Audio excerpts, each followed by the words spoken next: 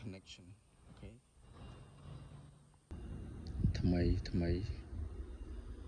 មតាបើភ្លើង Lexus មួយខាង1200ដល់Sequoia នេះមកស្រាប់70គុណភាពវាល្អណាស់មើលទៅកញ្ចក់វាលយបាទបើភ្លើងមើលឡ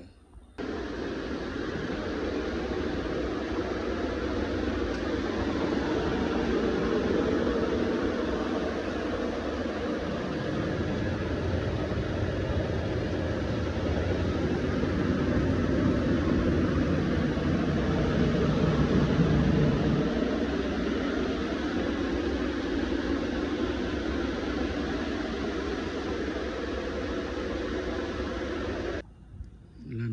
ថ្មីនោះគឺជាគៀងវាតាឡានតែជាគៀងថ្មីហើយថ្មី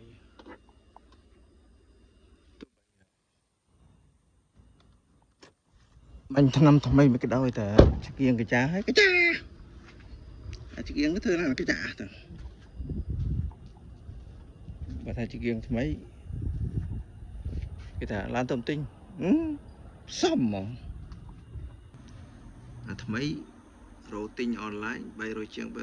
ដល់ពេលអស់សង្ឃឹមចុចទៀតឃើញ$77មកសម្រាប់ Thank you God អរគុណសាធុចុះជ្រេះមើលលេខលេងឃើញនេះស្មានលេខវាណា